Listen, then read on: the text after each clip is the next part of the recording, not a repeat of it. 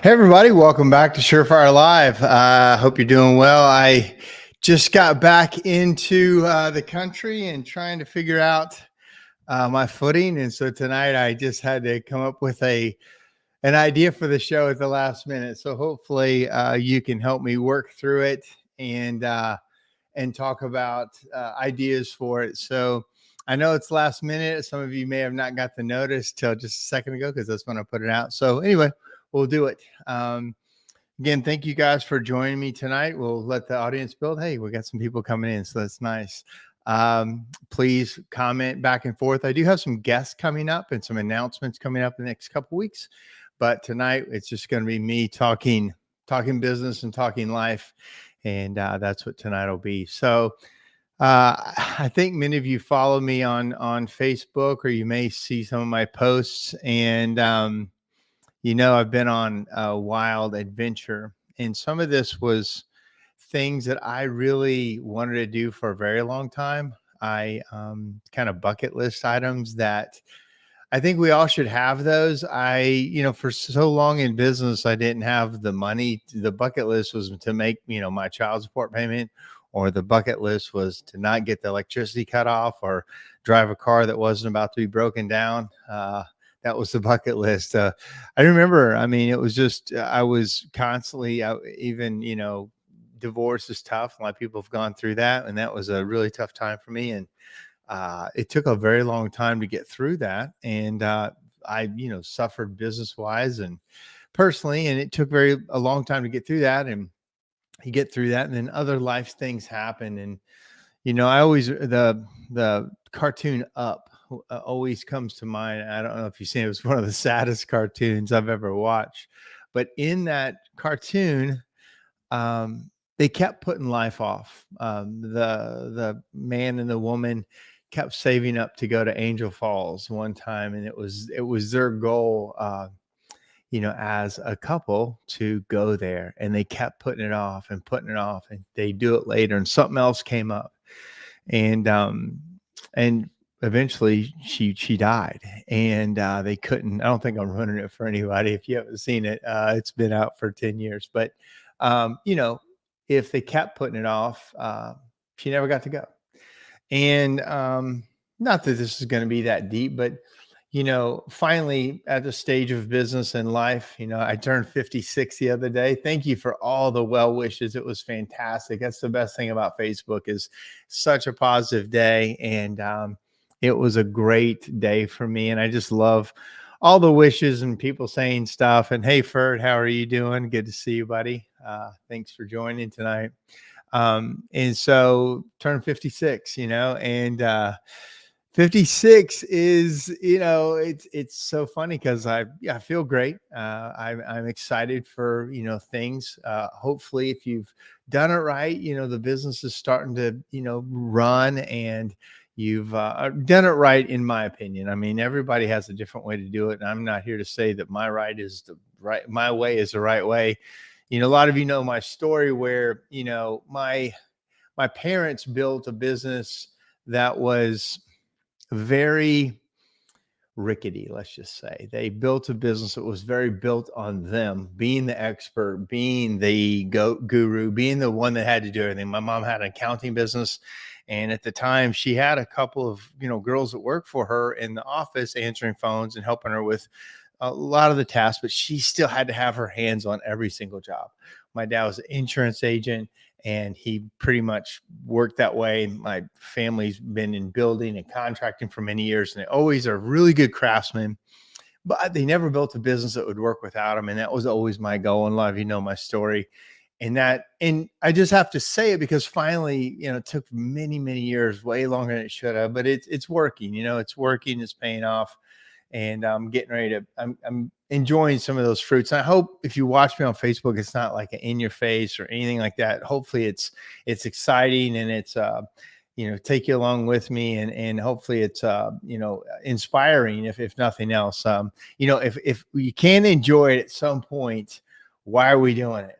At some point, somebody's got to enjoy this thing, right? And I think a lot of us enjoy it along the way, but sometimes there's some really cool stuff. And hey, Cody, Chimney time, baby. Let's get it. Happy birthday, Mark. Thank you, Cody. And it's nice to see what you do on Chimney World.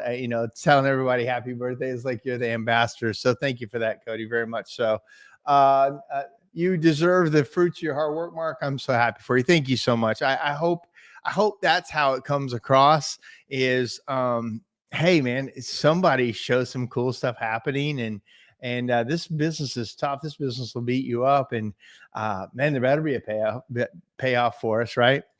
Diane, hey Diane, hardcore adulting, reaping the rewards and living the good life. And you guys are too. I love seeing you and John traveling all over the world. You guys have friendships and networks that you've developed all over the world, and you get to go see those. You guys get to travel, you camp, you do your thing, and it's exciting. You live the chimney. You guys are the king and the queen of chimneys, and you guys are living that out. You sold your business. You're living off the fruits of your labor and your volunteerism. And I think it's neat to see you and John do that, Diane. So thank you for sharing your world with us too. And here's John. John says, I finally know what you mean by enjoying it. Yeah, you are, man. And it's awesome. So Diane says every day is Saturday and do one thing a day. I love that. Every day is Saturday, man. That's cool. That's being retired. That's doing what you want to do.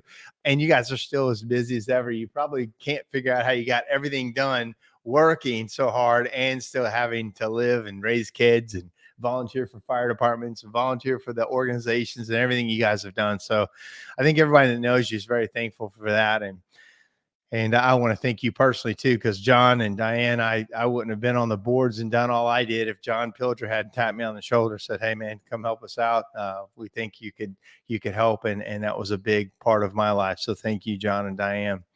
Well, I'm going to kind of talk along those lines tonight about some of those things I did. I'm going to show the video of me jumping off this building and a lot of you have seen it, but I want to talk about it for a second because a lot of people say I would never do that. And I think part of it is a mindset of what are you willing to do? Let me see if I can share this screen. That's the sound of it. Hold on. Come on, pop up here for me. Oh, here it is. Okay. Share screen. Where's my thing? Let me get here. Share screen. Oh, stop. I got to stop the one thing to show something else. Share screen. Window. All right. So I'm going to flip this video around. You guys have seen this. Quick story. Chuck Hall, we were going to go over to Dubai. We're going over on a scuba diving trip, and I was super excited about doing it. And then he said, let's jump off this building. And I'm like, I'll pretty much do it. This thing was crazy. It's the longest, I think the highest urban zip line in the world. And we did it. So I'm going to show you this crazy thing. All right. So here's the screen I want to share. I think you guys can see this. Let me see if you can see it. Can you see it? Yes, you can see it. Okay. All right. We're going to play it. How do I play it? Sorry, guys. All right, here goes.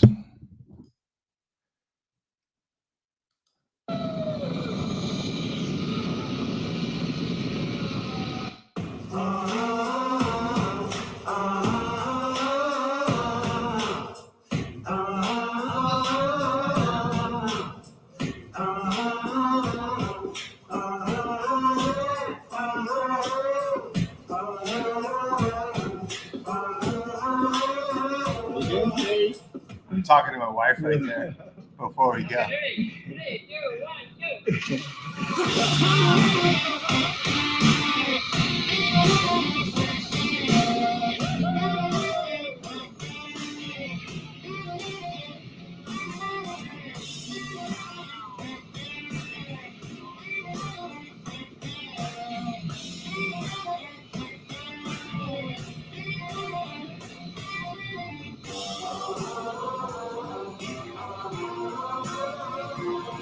There's my wife. She can't quite stay straight.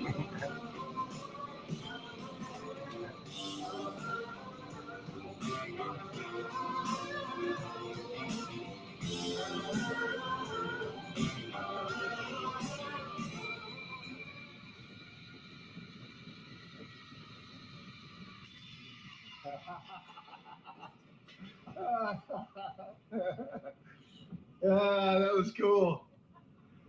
Thank you. Hands on the bit. Yeah, so that was as you can tell, man, as they tripped that wire and you went basically off the edge, you're on like this bed. They put you on this thing and get you all hooked up. It's like a lift, and then they drop it away, and then you're hanging there on the edge of that building. And then he pulls that thing, and you go right out over the building. And that was the part where I went, ah! And then, man, you're on for the ride. And there's some really cool things about Dubai. So here's a question. It says, did you basically jump off a building when you brought a sweep kit for the first? Oh, didn't you basically jump? Yeah, for the first time and ventured out. That worked. That worked. So why not? Right. Yeah, that's a great point. That's kind of an analogy of, isn't that what we did in business? We bought the stuff when we jumped. And luckily, I had kind of a good idea that I was going to be okay. But in business, you really don't. You're kind of scared. That's a great analogy. I love who said that. Pillager said, really cool. And then Danny Kaler says, that video you did with the drone for your business is not notch. Thank you so much. I'll talk about that on another thing. That was a idea we had for a couple of years. If you want to see where I got that idea, go to Milwaukee Bowling Alley drone video. And that video a couple of years came out. It was a one-shot take on that bowling alley. And just watching it, you got a really good feeling of what it was like to be in the bowling alley. This bowling alley that nobody went to is like a neighborhood bowling alley.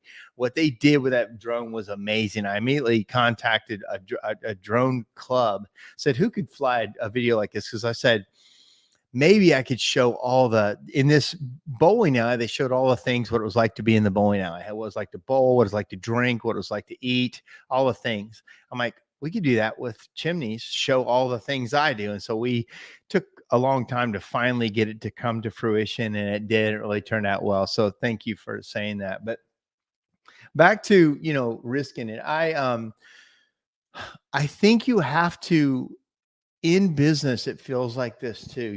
Every time we had a level 10 meeting today, we were doing the EOS traction thing in my companies, and I was in the meeting today. Normally I'm not in the meeting, but there's times in business where we really do well, and there's times in business kind of flat, and sometimes we go backwards for a minute. And almost every time I've bought a new company or I started something new, it went flat right after I risked everything. Like, it's like, we spent all of our money on this thing. We moved buildings one time. I remember 2012. Well, in 2006, we moved into a 5,000 square foot building. And in 2007, everything crashed, and I had moved my whole company in there and spent all my money. And then I had no reserves, and boom, everything crashed. And I was in the building basically working by myself. In 2012, we moved into a big building. It was considered big for me. It was like a 20,000 square foot building. It's where we are now. And we had a drought that year, and I spent all my money to get moved in, and boom, here comes the slow times, and I'm struggling. We launched Pop and Peep, the chocolate company. We took years to finally buy everything and get it launched. We spent a ton of money to get this little chocolate company launched. And in 2020, in February and March 2020, COVID hits and just changed everything. This year, last year, we spent a lot of money buying a powder coat operation and putting new equipment and making new deals.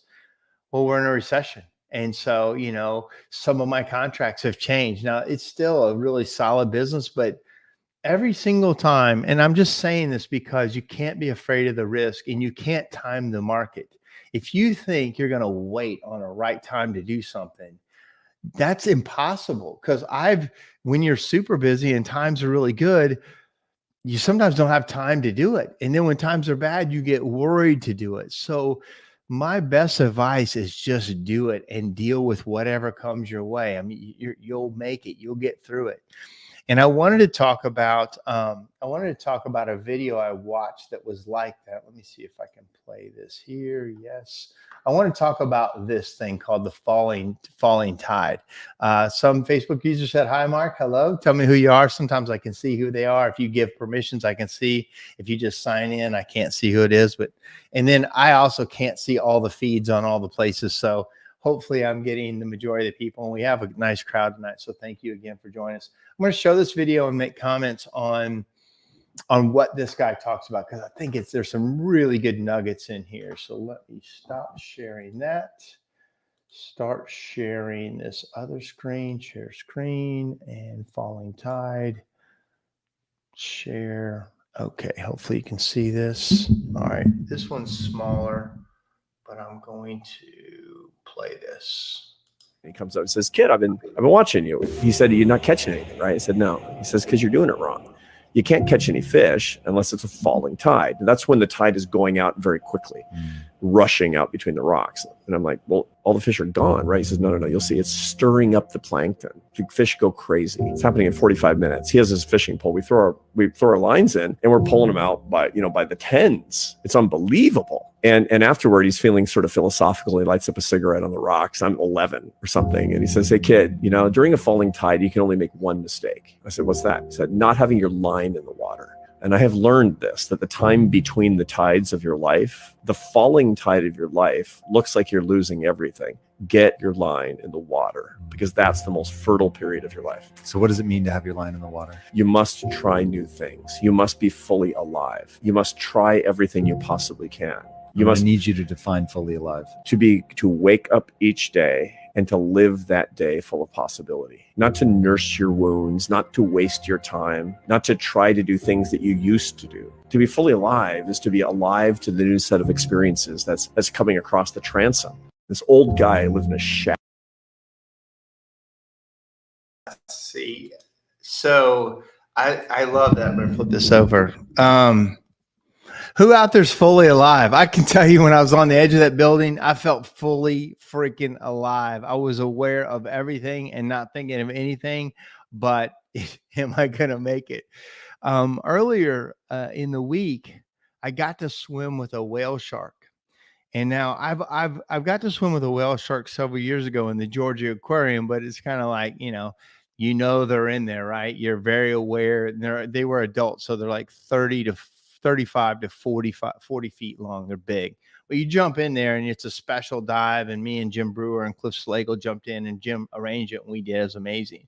But I can tell you this, seeing a whale shark in the ocean when you're just there diving. Now, we knew they were in the area. We were specifically looking for them. But to see one come up out of the dark, and it's a big black shadow in the water coming.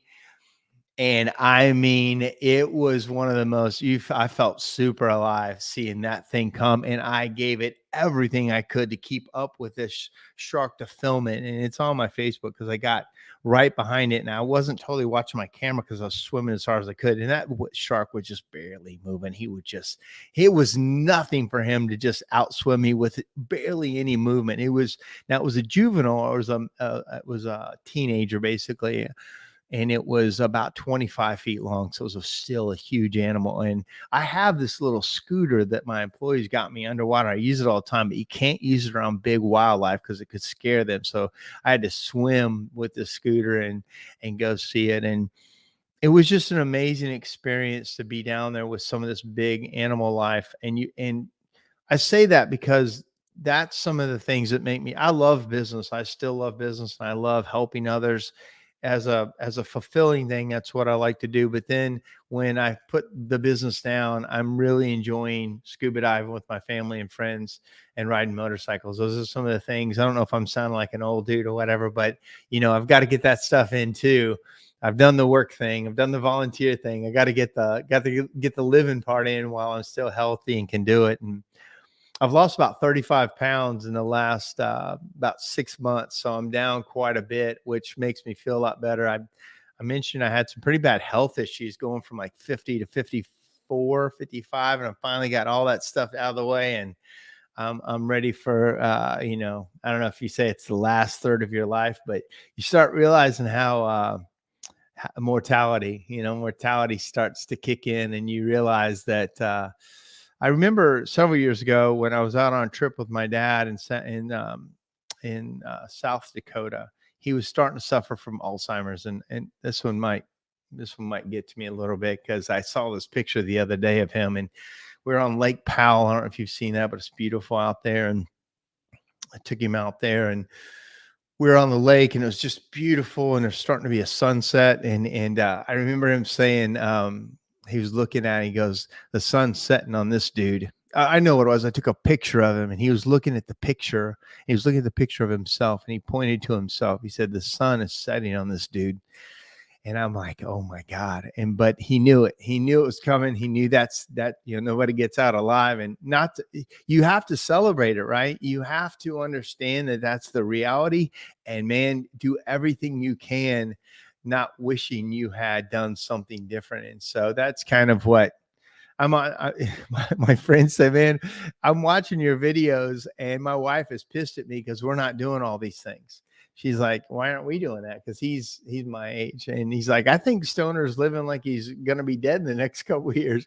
I don't want to say that out loud, but hey, you know, you know, you just gotta go. You just gotta go and do as much as you can. And again, I think it also it matters how much you help other people along the way, right? If you're just doing it for yourself, it can kind of be selfish. But if you can bring others, you can bless others, you can help them along the way. That's what this is.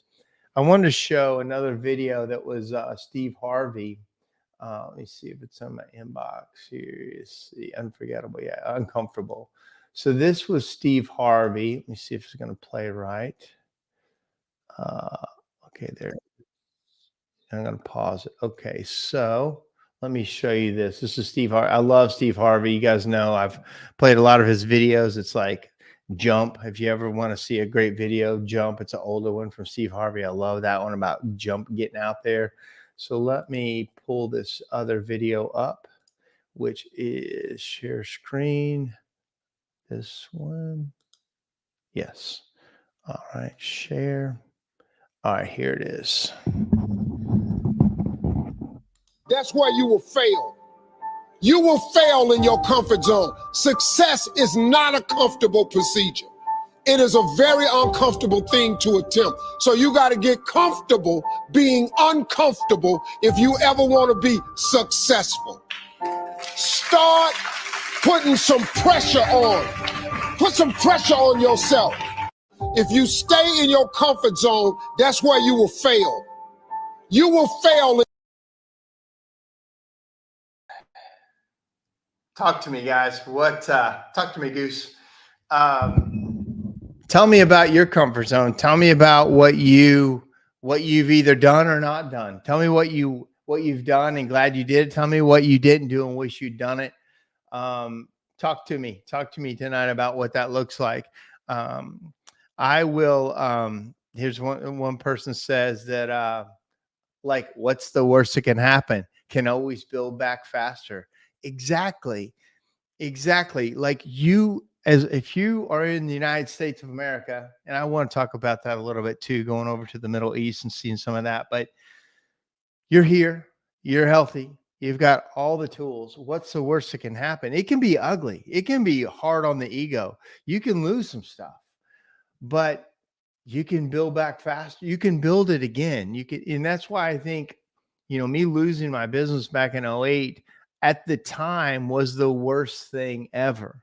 But I still had my line in the water, as that first video went.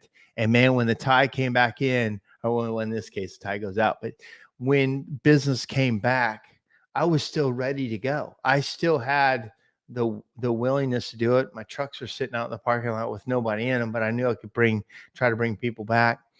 And but that knowledge that I could get through it was critical in the ability to risk it, to be able to go and say, yeah, let's go out on the edge and see what the edge looks like. Now, sometimes the damn edge pulls back from you and you fall and you get skinned up. And I know there's people right now getting skinned up. I work with some of them where they're like, man, this isn't any good. I don't like this.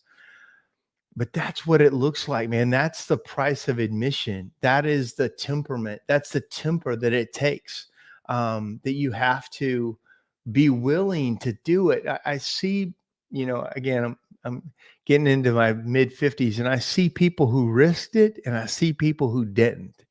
And there's a big difference in their life. I see the people who went for something and people who didn't. And that is the difference at the end of the day. And again, I'm not saying you have to do it on your own. And a lot of times you shouldn't do it on your own. I'm not at all saying everybody should run their own company, because they shouldn't. But get into something that you believe in and give it everything you can. You need a team around you a lot of times to do something great. Not always. And I don't mean that has to be that way. But for me, now my vision is always help the team of the teams I'm on, because in a selfish way, that helps me too. I feel good about the work we're doing and trying to achieve something for a lot of people. There's a couple of cool sayings here. Hey, Wade, how are you, buddy? I appreciate you too. Wade came through Blue Collar University. He's he's handyman. I'm not sure if he's still doing. He's also a pilot. He's living some cool stuff out there too, and he's out there on the edge trying to figure some things out. John White. The scariest thing I ever did was spending $40,000 on chimney cameras. Thank God I listened to you, Mark. I paid them all off in 6 months. They've done nothing but make money ever since. Yeah, man, that's a weird feeling. I remember I was with a guy one time. I won't mention his name, but he had a big operation at one point, really big. I remember he spent like $80,000 on Wohler cameras all at one time. I mean, a lot of them, more than. I mean, it was so much. I remember he bought remote controls for this one project he had, and it was like almost $80,000 in remote controls he got to put in. Like, he did big jobs. He still does real big jobs. But you're right about being scared, John. I mean, that's what it looks like, right? I mean, that's what it looks like to risk it. And here you are on the other side of it. But while you're going through it, and it's not like it's a fairy tale, like you knew it was going to work out. You had to just believe it would. And sometimes it won't, but it's okay. You'll fix something. You'll make it go through. We're so scared of things. And that's the biggest mistake we have in our lives, is being scared. It's in your head. A lot of times when I'm scuba diving, people are like, I'll never do that because of sharks and because of this. I'm like, but that's where living really is on the edge of that. And like, yeah, it's live until you die. And look at the guys in the Titan or whatever. It can happen for sure, but it's going to happen no matter what. It can happen with you sitting in your lounge chair. It can happen with you sitting in your car driving to work. It's going to happen. So what does that really look like to just live the best you can, the fullest life possible? Sometimes it is a lot of money, but a lot of times it's not. It's taking the risk on things, because that's where, to me, that's where the best stories are, right? Nobody has a great life because, man, I didn't risk crap and nothing ever happened. The guys who risk the most have the most amazing stories, guys and girls. That you read many biographies and it's amazing what happens, because it's not all good, but it's almost every time you learn something good from it, even when it's bad. You can probably look back on your life and the hardest times and the worst things that happened, you actually will say now that you did something good from it. That's the lesson right there, is, what doesn't kill you does make you stronger. It can make you better. Diane says, live like you're dying. Very, very true words. Just do it. You cannot predict tomorrow based on today. And yeah, 1,000%. I love the jump video, Steve. It's so true. It's going to hurt. But what are your choices? Right now, I'm down and having a hard time staying fired up, but a pause sometimes helps. Kathleen, you know what, Kathleen? We all have that at times. This is not a great time for my business either. I'm just going to be super honest with you. It's a down time for us. we're digging, we're clawing, we're trying to figure out, we're criticizing, we are, it's been really good for a long time. And here, stuff rolled back, and we stayed kind of on the edge. We're not safe players. And so if you've been on the edge, like I think you have, some things get rough, but I promise you, one, reaching out and talking to people is very helpful. Reaching out for counsel, reaching out for leadership, mentorship from people who have your best interests, not people who necessarily want to see you lose. There's some of those people out there that love when the people on the edge start to lose, but there's other people that want to help you no matter what, and they cheer you on, and you can see it on Facebook. They cheer you on no matter what. They're in your corner. The ones that stay quiet, don't talk to them. The ones that are in your corner, those are the ones that help you pull through. And for me, I try to do good, because there might be a time I need help. I might need to come to you guys, and hey, this stuff's not working for me. Hopefully, you've poured into people enough that, you've made enough deposits in their bank account that you can make a withdrawal every once in a while, and we are human. So we do make withdrawals. We are going to mess up. We are going to make bad decisions. You gotta understand that when you're making deposits, sometimes you got to make withdrawals. You just can't overdraw your account. Some people overdraw your account with you, and they make too many withdrawals, and you're like, got to close the account. But in general, we all have to make deposits and withdrawals, because we're human, right? There's only been one perfect person. So there's Wade says, I paid every debt I own in the last 3 years. I'm sitting pretty ready for phase 2, sitting in ready. So I wonder, what you're going to do. I mean, we could talk off camera, but what's that mean? What's that mean, phase 2? Because, you're a young guy too, got a young family. And what's that look like? The worst mistake I saw a store make was firing all their service staff when times got tough. They threw just a sales. They thought, I'm having a hard time. Just a sales team in a showroom was enough to okay, gotcha. They did not see the value in their own service team. They did not last long after that. Man, I have seen that too. That is a mistake. We just had a budget meeting, this week. We're like going through line by line. What do we need to do? What does it look like to batten down the hatches for a minute? Because July for us is always our hardest month. And for us, July is the month that we just don't want to lose money. If we can break even, that's a win for us in July, because we got a heavy staff. We got a lot of people. We got a lot of trucks and a lot of things. And just simply, I'm in the South, and there's not a ton of chimney work coming in the South in July. It's just how it is. We don't have that. And everybody has their different strengths and weaknesses wherever they are in the country. So that's just and we plan for it, and we book forward appointments, and we do all the things, but we're still a hungry monster that needs a lot of incoming jobs. We're a 300 plus job a week company. We need that to be, who we are. And so that just can get tough, but we buckle down. The last thing I'll ever do is affect the people. We will affect everything before we lose the people, because they're highly trained. They're excellent. They're in it with me. If they know it's tough and I'm going with them. Now, I can't let it run the company completely down, and I've done that before too. Just, hope and prayer that it's going to turn around. In 2008, it took 18 months to turn around. It feels like it's turned around a little bit right now for whatever reason. Maybe it's just me in my area, but you losing your team. I always say that your team is like building a salmon net, like a big fishing net, right? And you got this team. And so when the salmon run comes, you got a big net out there. You can catch a lot of fish. It's, it really goes well. But if you start, when times are rough, you start kind of cutting that net down and making it small. When the salmon run comes, you almost can't make it up. So the last thing you should ever cut is marketing and your people. That's the very last thing. Now, everybody has probably a couple people that aren't really pulling their weight, and you do have to move through them. But a lot of times you have good people that just, they got to go through a rough time with you. And I'll tell you this, maybe counterintuitive, but I think a tough time is good for the company. I think it's good for your people. If all they've seen is good times, they don't appreciate them. They're like, I got 4 jobs a day, and I'm always going to have 4 jobs a day, 4 jobs tomorrow, whatever your run rate is. But people get spoiled with that constant work. And I would always say, guys, man, make it happen. Bank that money, do the things, because you don't ever know when that phone stops ringing. Sometimes there's nothing I can do to make it ring.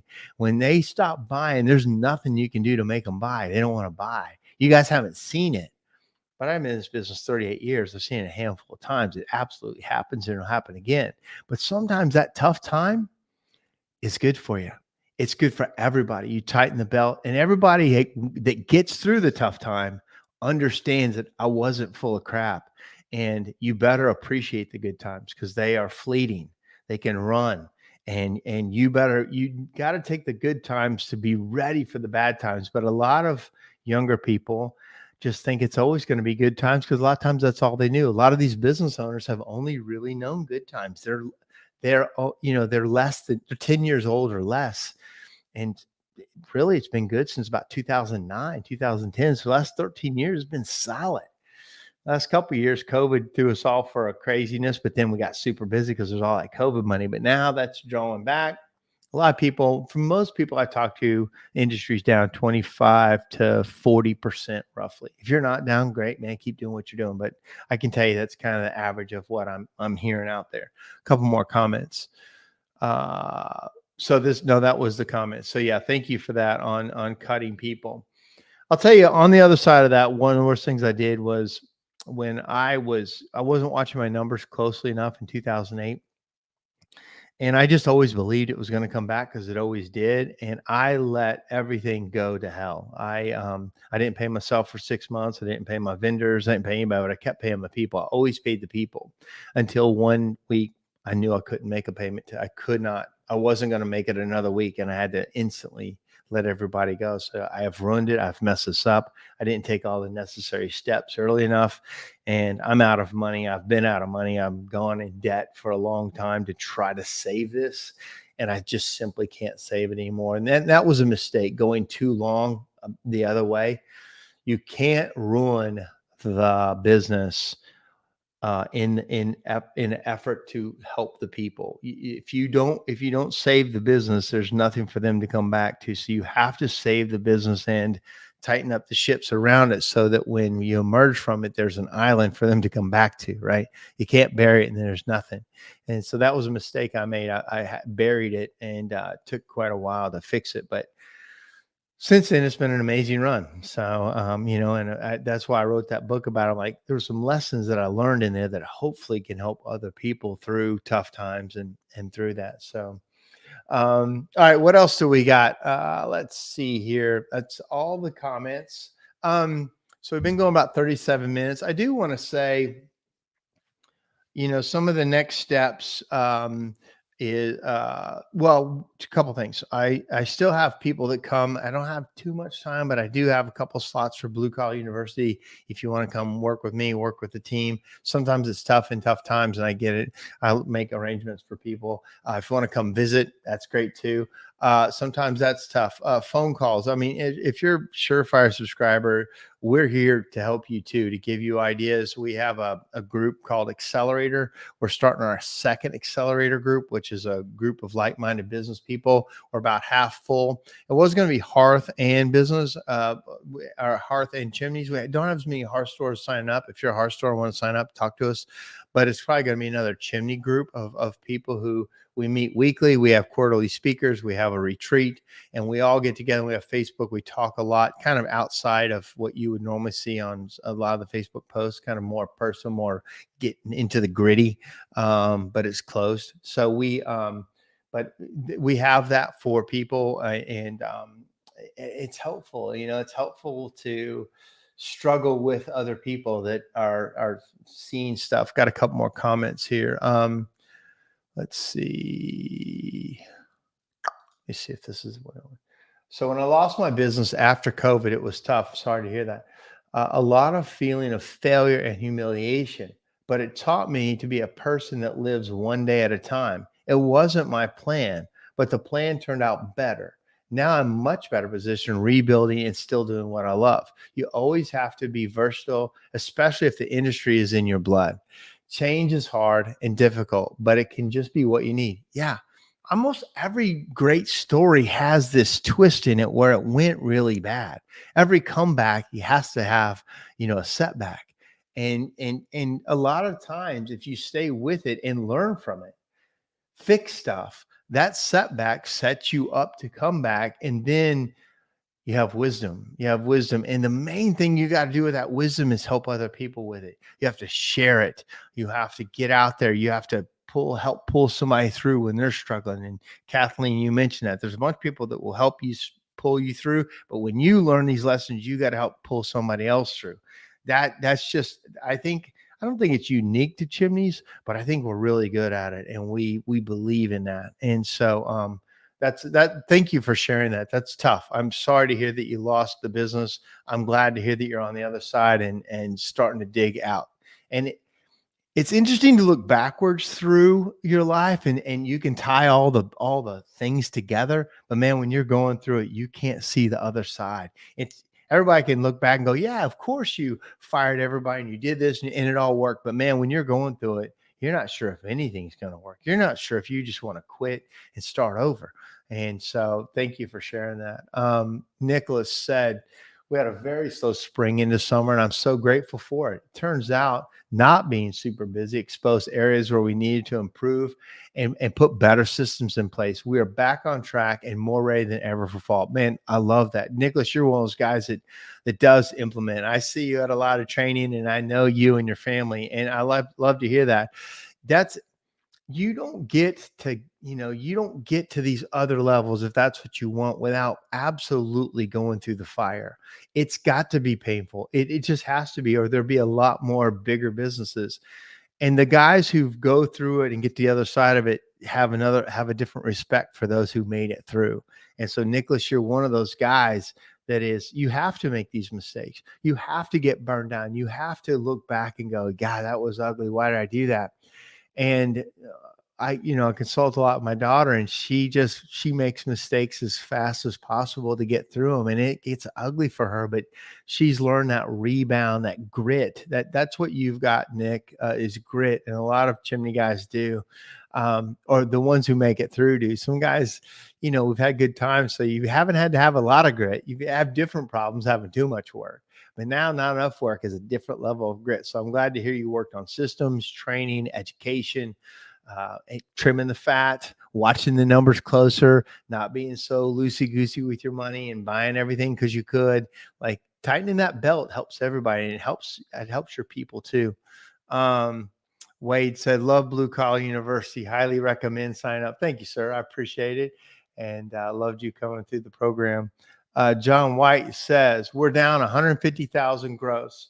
I cut back on a lot of bullcrap expenses at the beginning of the year when I saw we were slow. Our revenue is up 50,000 from last year at this time. Nice. I mean, that's business, right? That's big boy business. That is watching your stuff and making good decisions, good sound financial decisions. You know what you didn't say is that you cut people. You cut expenses. You cut things that can be brought back. People are hard to cut to bring back because they're so trained and they're so good usually. So, man, that's the last place, in my opinion. A lot of I'm working with a big private equity firm in another business I have, and they don't care. They don't really care about us because a new president comes in and he wants to make his P&L statement look good to his stockholders. So he cuts out agreements that we had with them on this other business. And he doesn't know me. He doesn't know my people. He doesn't know what he's doing affects us. So I asked for a meeting with this new president. So next Monday, I go in and I sit down with this guy who's head of a multi-billion-dollar company, and he's going to know who we are. He's going to know we're real people, and his decisions behind what he does has real effect. He's propping up his P&L statement. He's got tons of work for us to do, but he doesn't want to do it right now because he wants his P&L statement to look good for the quarter. But he doesn't realize how it's hamstringing our companies because he just wants to make sure it looks good. By the time I'm done with this guy, and I don't mean to sound bad, but he's going to know who we are and how his decisions affect people. And I want to come out of there with him being a fan of us because we made so many commitments to them before his time, and he steps in to make things look better. That's the kind of stuff that I can't stand in business. John, to your point, man, be good to your people. Your people, they won't always have your back. Sometimes they stab you right in the back, and it just happens. But it's still good for you as the business owner to have that heart and soul. And the people who stay with you will see that, and they will know that. John says, none of us will be where we are without failure. Lost a computer company back in 2000s. Yeah, I mean, you have to have a string of losses, right? I talk about this a lot, and it's not my thought, but failure, we're taught wrong in school. We're taught that failure is the opposite of success. We're taught that an F is over here and an A is over here. And man, they're a million miles apart. But in real world, the failure is right there with success. It's on the same damn side of the equation. What's on this other side is the C's and D's where you didn't even try and you just skated by and you didn't risk anything to fail, and you didn't really try anything to have a big A in life. You stayed in the C and D world. So A and F are together. They're on the success side, and hopefully your successes outweigh the failures, but they got to be right there. They're laid in right with it. And the higher you soar, the bigger that failure mark is. The most successful people you ever run into are also the biggest failures you will ever meet. They guarantee it. If they are a huge success, they're also a huge failure, and they've got war stories that will curl your toes with the amount of loss and problems they overcame, especially if they're super successful. What you see is the people who don't have those stories aren't super successful either. They got to have just the ass kickings. They've got to have the went through the fire. They got to have the I expected this and lost everything. Like, that's just what a business owner, a true American success story looks like. You burn yourself up making it happen, and everybody goes, man, that's an amazing story. Now, they didn't, there's all those memes where you see the real path of success where, you see from here and then you see the guy super successful. You didn't see all this going up to here. And that's where the real living is. A lot of times entrepreneurs get pretty quiet when they're going through a bad time. And sometimes they get kind of loud when they're having a good time. The main ones just kind of keep that grind up, and good or bad. I don't mind talking about losses. To me, like I'll tell you, and John did it tonight, he'll tell you the losses. To me, hiding the losses doesn't help anybody. And to act like I have all the answers and everything is perfect in business always, that would be lying. That would be not truthful, and that wouldn't be helpful. The best stories are the real truth ones where you're vulnerable and you go, not, and some people get really off on telling you all the losses, yet, they're successful. It's like a humble brag. I can't stand that either. But hopefully you understand that it is part of the deal. And if you're real honest with it, you're showing what you did, maybe what you did wrong. Sometimes it's what you did right. There's a book by Sean Acor.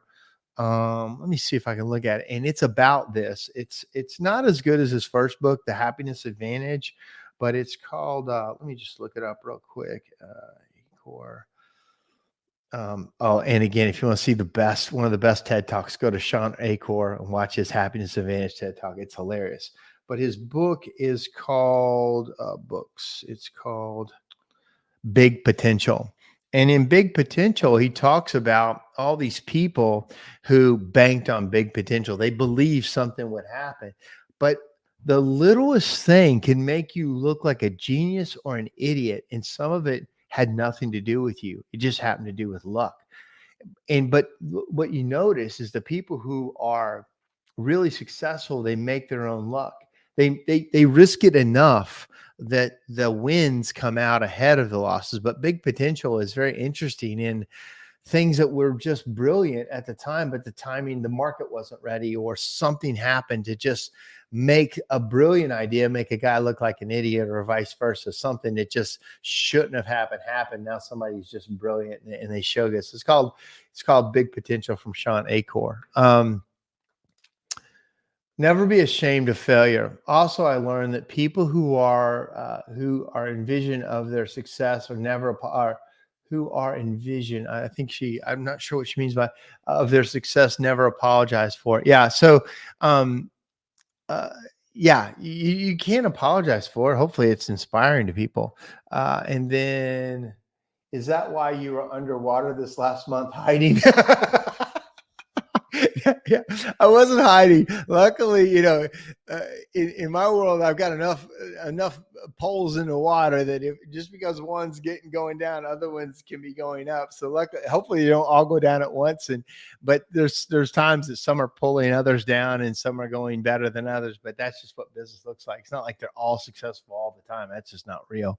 But speaking of underwater, I've been at it for about 50 minutes. I want to talk about some more goal setting, because to me, that's why we do this, right? What do you want to, why are you doing this? What's the plan? Why are you going through this? What do you want this to look like when you're done? I love the perfect day exercise that Bob Ferrari did many years ago. And I do it with a lot of people in blue collar about what it looks like when it's right. And for me, this isn't by accident. I really wanted these things to happen, and it's nice to see them happen.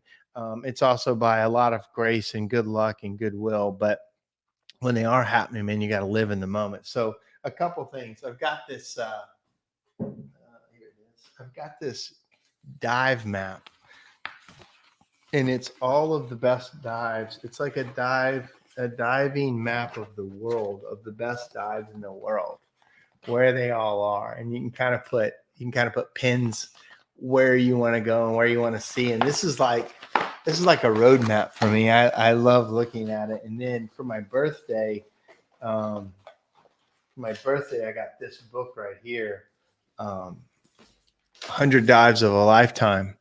And I've actually done probably maybe 10 of these dives already. And this is like, what's next? What do you want? And for me, that trips my trigger. But I know my friend Ian Patterson and Sheila, they're from Scotland. They came through Blue Collar a couple months ago or last month, and they stayed with us. And his idea was to get a trailer or like a fifth wheel and travel around. And I know John and Diane do that too. And that's what they want. And don't let life just happen to you. Don't just wait for stuff to happen. Like, don't let it be an accident where you are and be a victim of this thing. You have to press it through, decide what you want, say, I'm going to have that. This is where I want to go. And it all won't work out, but you have to have this plan. I don't mean to sound trite or, cheesy, but man, these things that you've heard forever, Think and Grow Rich from Napoleon Hill. And, some of these old books that are still true today of how you think about things, how everything you think about ends up culminating in pretty much the truth of your life. Your life is absolutely a reflection of what you believe, what you think, what you manifest, and then most importantly, what you act on, not just what you think. I think there were a book years ago, The Secret. I remember reading The Secret. I mean, what's the secret? That was like the best seller of all time for a while, The Secret. And basically, when you read the book, it was just, if you just talk about stuff long enough, if you just say it long enough, and if you just say it and believe it long enough, it will happen. That's not exactly right. Yes, you say it. Yes, you believe it. But what do you do about it? What do you act on? What do you risk? What do you put out there on the edge? What do you try for? What do you really make happen? Like, I just can't wish for something to happen. I want to wish for it. And then I'll make little micro adjustments in my day or in my thinking. Like, there's some pretty cool sports cars that I'm really into that I've been watching for years. Now, I've got a cool sports car, but there's some other really cool ones out there that I like too, that I will have. And I've been watching them for years, and I will manifest that. It will actually happen, because once you see something long enough, it's no longer foreign, and then you have to see it before you have it and believe it. So my point is, what do you see in your future? What do you want to have happen? Oh, hey, well, thank you. Somebody says, I love you, Mark. I thank you. I think that's a good thing. I think I love you too. I appreciate that. Is Viz on the Croatia on that map? It's definitely on my trip. I don't know about diving there. There is Croatia, real quick. I think it's Jeffrey. He likes giving me shit from wherever he is in the world. But I think Croatia is on here, because I looked at it. I love Croatia, man. I would move there. Croatia. Let me look it up real quick and see what's on here. It is, it's not showing it on here as a dive thing, but it's definitely a trip to go on. And I think we're going to go there. We're going to go to Greece and Croatia next year, I believe, with some of my wife's family. So, Viz is definitely on the list. So thank you for that. Well, guys, that's my talk for the week, kind of a update. And thank you for all the comments and all of your stories about what you've gone through and what you've felt, what you've seen. Right now, again, I do want to play. I'm going to play it one more time just so you hear this. And it's it's the fishing story. I want to play it one more time because to me, this was really why I made the Facebook tonight. So let me pull it up here. All right, share screen. Gonna go one more time with it. Here it is. Share and then play. Back is watching me, and he comes up and says, "Kid, I've been watching you." He said, "You're not catching anything, right?" I said, "No." He says, "Because you're doing it wrong.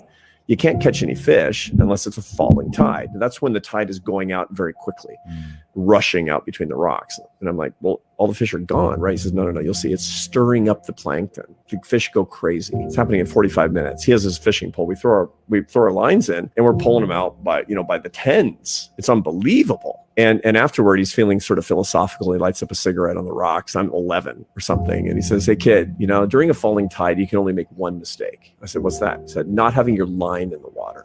And I have learned this, that the time between the tides of your life, the falling tide of your life, looks like you're losing everything. Get your line in the water, because that's the most fertile period of your life. So what does it mean to have your line in the water? You must try new things. You must be fully alive. You must try everything you possibly can.